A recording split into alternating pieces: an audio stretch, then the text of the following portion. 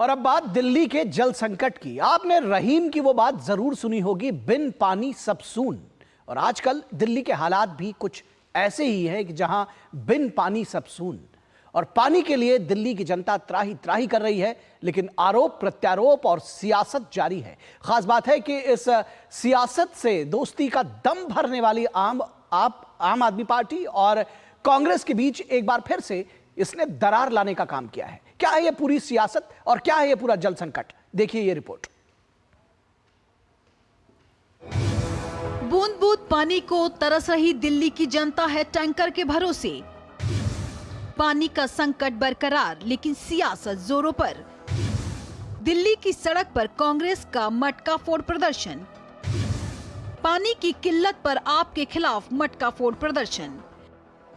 दिल्ली में जल संकट से हाहाकार मचा हुआ है, लेकिन इसी दिक्कत ने चंद दिनों पहले दोस्ती का दम भरने वाली दो राजनीतिक दलों के बीच खाई लाने का काम किया है। दिल्ली की सड़कों पर मटका फोड़ प्रदर्शन करती ये वही कांग्रेस है जो लोकसभा चुनाव में आम आदमी पार्टी के साथ थी, लेकिन चुनाव परिणाम आने के बाद सियासी तस्वीर बदलती नजर आ रही है। कुछ दिनों पहले ही दिल्ली सरकार के कामकाज की तारीफ करने वाली पार्टी आज न सिर्फ सड़क पर है, बल्कि आम आदमी पार्टी की सरकार पर जमकर आरोप भी लगा रही है। प्रॉपर एक्शन प्लान तैयार होना चाहिए, जनता तक पानी पहुंचना चाहिए, स्वच्छ जल पहुंचना चाहिए। लेकिन कहीं ना कहीं हमने महसूस किया कि ये सरकार उस समय सोती रही। दिल्ली में पानी की किल्लत से लोग परेशान हैं। दिल्ली वासी पानी की एक एक बूंद के लिए मोहताज हैं और सियासत चरम पर है। इसी बदली सियासी तस्वीर पर भारतीय जनता पार्टी ने सवाल खड़ा कर दिया है। बीजेपी नेता शहजाद पूनावाला ने कांग्रेस के मटका फोड़ प्रदर्शन पर तंज कसते हुए कहा कि कांग्रेस दिल्ली में आपके साथ गठबंधन में थी और सीटें साझा की थी, तब यह मुद्दा नहीं उठाया। कांग्रेसी दिल्ली की जनता के बीच किस मुंह को लेके जाएंगे? अभी 8 दिन पहले तक आम आदमी पार्टी की सरकार की विकास की तारीफ करते थे, ईमानदारी की तारीफ करते थे। आज उन्हें उनमें भ्रष्टाचार नजर आ रहा है। कांग्रेस का भांडा फोड़ हो चुका है, तो अब वो मटका फोड़ का ड्रामा कर रही है। कांग्रेस पार्टी से पूछिए कि ये वाटर क्राइसिस कल की नहीं है, ये पूरे चुनाव में वाटर क्राइसिस रहा, क्योंकि समर शुरू हो चुका था। ये दिल्ली में स्थिति इसलिए बनी है क्योंकि 10 वर्षों में आम आदमी पार्टी ने कोई काम नहीं किया है सिवाय भ्रष्टाचार के। इस वक्त दिल्ली वासी भीषण गर्मी की मार झेल रहे हैं। ऊपर से पानी की किल्लत ने राजधानी के लोगों की मुसीबतें और बढ़ा दी हैं। आलम यह है कि दिल्ली के कई इलाकों में लोग पानी को तरस रहे हैं। सिर्फ यही नहीं, जहां पानी आ भी रहा है वहां गंदा आ रहा है।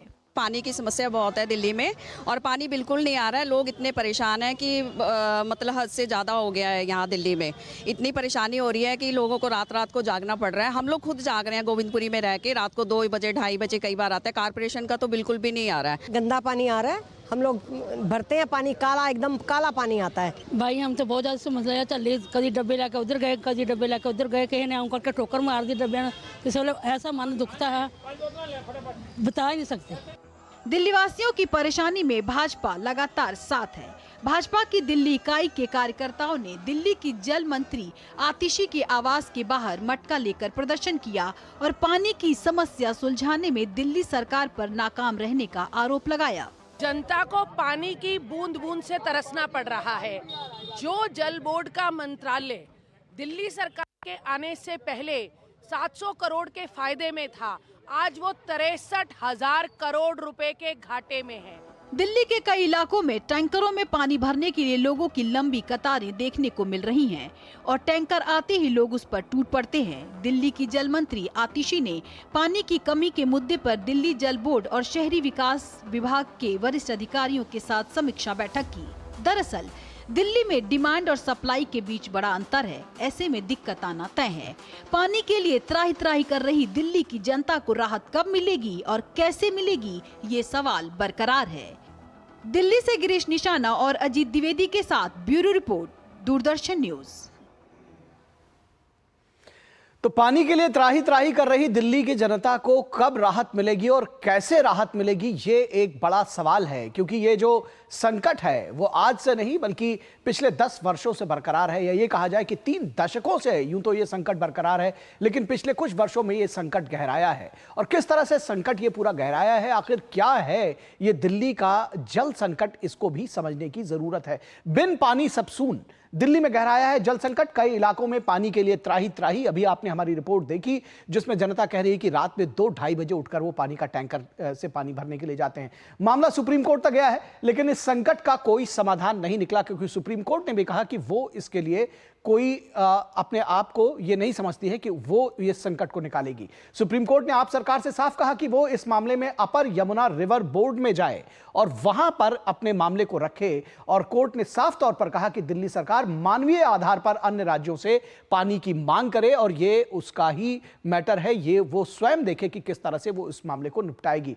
दिल्ली जल बोर्ड के अनुसार दिल्ली को प्रतिदिन 129 करोड़ गैलन पानी की जरूरत होती है, प्रतिदिन 129 करोड़ गैलन।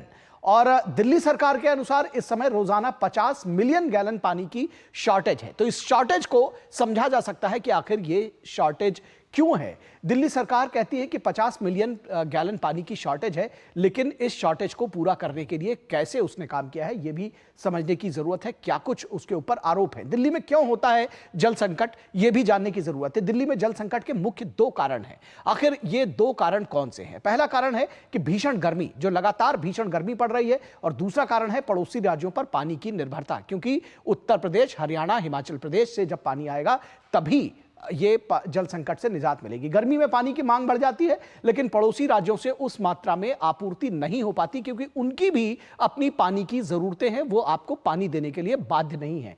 दिल्ली एक लैंडलॉक स्टेट है, यमुना के अलावा अपना कोई जल स्रोत नहीं है, और उसका भी ये कहा जाता है कि यहां जब पानी का कुप्रबंधन हो जाता है तो ये संकट और गहरा जाता है। दिल्ली पानी के लिए यूपी, पंजाब और हरियाणा पर निर्भर है कि किस तरह से, खासतौर पर जब ये उन्होंने अपना पानी दे दिया है उसके बाद आप एक सीमा से ज्यादा जाकर के जो समझौता है उससे ज्यादा पानी आप उनसे नहीं मांग सकते। विरोधी दलों का आरोप है कि कुप्रबंधन, भ्रष्टाचार और जल की बर्बादी से ये पूरा जल संकट है वो और गहरा गया है। भ्रष्टाचार, कुप्रबंधन और जल की बर्बादी, ये आरोप लगातार लगाए जा रहे हैं।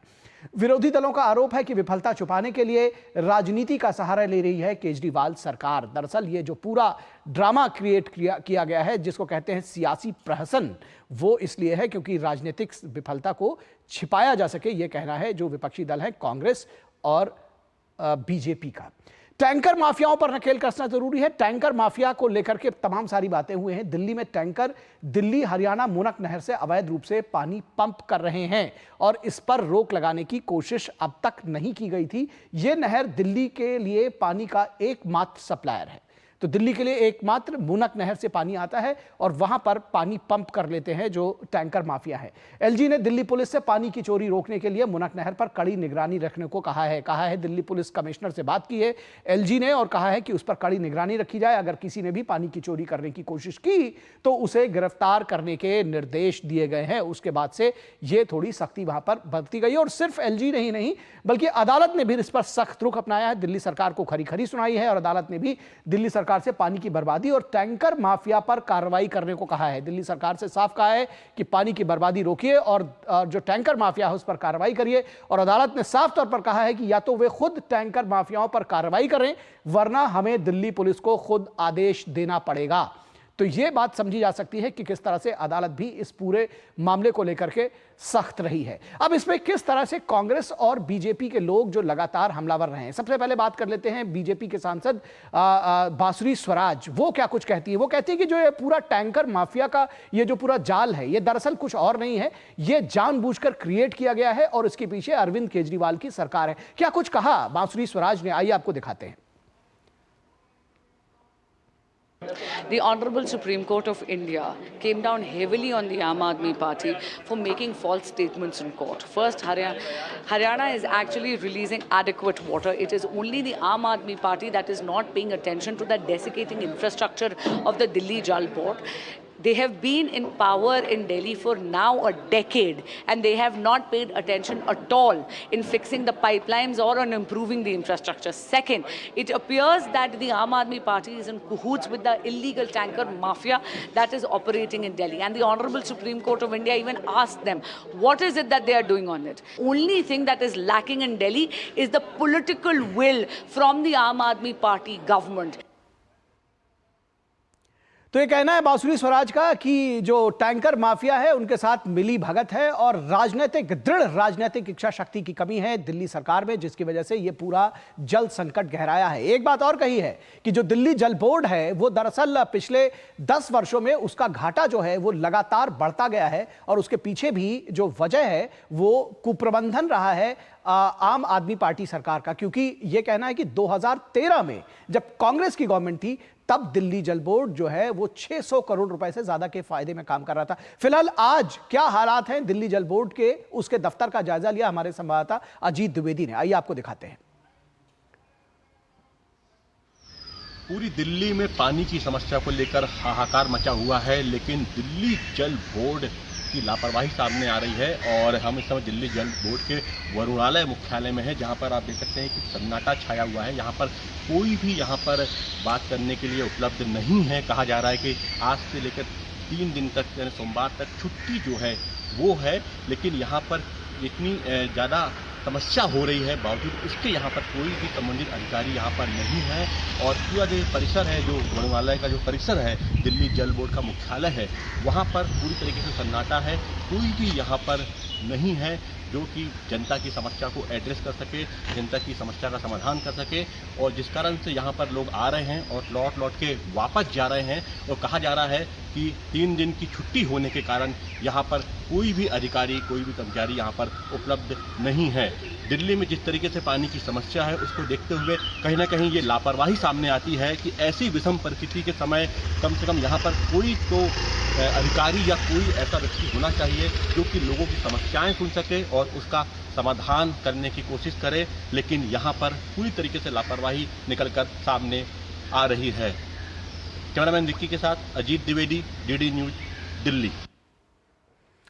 तो दिल्ली जल बोर्ड दरअसल एक जिम्मेदार संस्था है। वो इस बात के लिए जिम्मेदार है कि दिल्ली में पानी का वितरण हो सके, जो सीवेज है उसको मेंटेन कर सके। लेकिन वो जो जिम्मेदार संस्था है वो आखिर घाटे में है। क्यों घाटे में है, क्यों बीमार हो रही है ये संस्था, ये भी समझने की जरूरत है। और ये तमाम जो आरोप प्रत्यारोप हैं वो भी लगाए गए हैं। घाटे में डूबा दिल्ली जल बोर्ड जल आपूर्ति करने और सीवर रखरखाव के लिए जिम्मेदार संस्था आर्थिक बदहाली से तंग है। आखिर ये आर्थिक बदहाली क्यों और कैसे आई ये समझने की जरूरत है।